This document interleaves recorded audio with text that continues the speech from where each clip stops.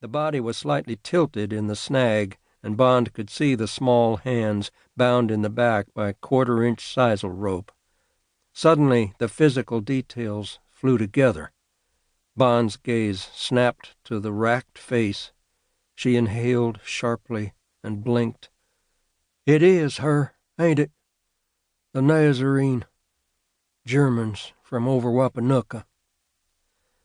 A gust of wind caught the upper limbs of the snag, and the corpse shuddered.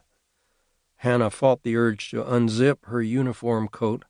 In her mind, the dead could feel. Lang. Alice. "You seen the bullet hole by her ear?" "Yeah." Sirens whooped out across the wheat. Bond shook her head. Monkey shines.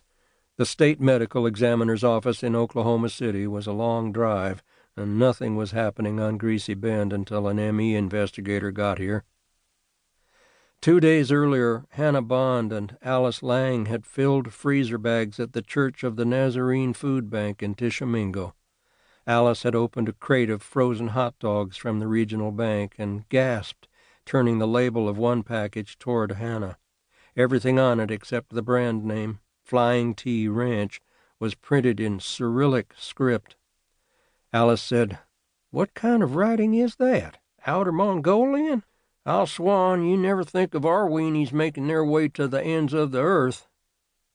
Arterbury said, "She worked for the Indians." "Chickasaw Nation," Bond said. "She was an accountant at Pasco Manufacturing in Marietta. They precision machine parts for baggage conveyors. Retired last year." "I thought the Langs was German." "You don't have to be Chickasaw to work for the nation, but I think she had a Turner up in the tree." After Alice retired, she had gone with Hannah a few times to the outlet mall across the Texas line in Gainesville. Not a month had passed since they drove to Ardmore to hear the baby-faced John Fulbright sing Jericho.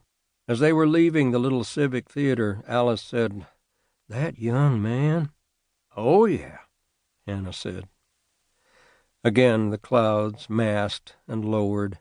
A driving sleet crept down the valley and did not stop when it found the corpse of Alice Lang. Bond watched the ice fill her surgical wounds and cover her eyes. Arterbury clambered up the bank to meet the posse. Bond looked upriver and pinched her brow. Chapter 2. Bill Maytubby steered his Chickasaw Lighthorse Police cruiser around Tishomingo's square, which commanded a bluff above Pennington Creek. In the square's center rose the stately former Chickasaw Nation capital, built of local Pennington granite. Sleet curtained its silver cupola and snapping flag. Maytubby approached the 21st century seat of civil government, the Johnston County courthouse. It was squat and dull as a salt lick. No sooner had he passed it than sheriff's cruisers spooled from the lot, sirens pitching up. He pulled over to let them pass. Hannah Bond might know what the commotion was about. He would call her after lunch. Maytubby turned off Main into the chat parking lot of Gonzales Mexican Restaurant. Simple white concrete block building, acrylic sign with the compulsory green and red peppers. He had long ceased to see the building or the sign. He scented the hand-battered chili rellenos eased into fresh, hot oil.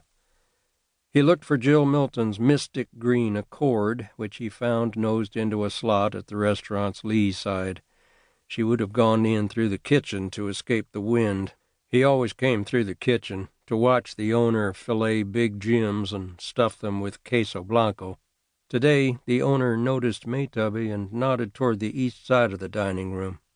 The gesture was more handshake than help, because Maytubby and his fiancée always sat at the same window table if it was free, so they could look out over a clear pool of Pennington Creek. A waiter at that table blocked his view of Jill Milton.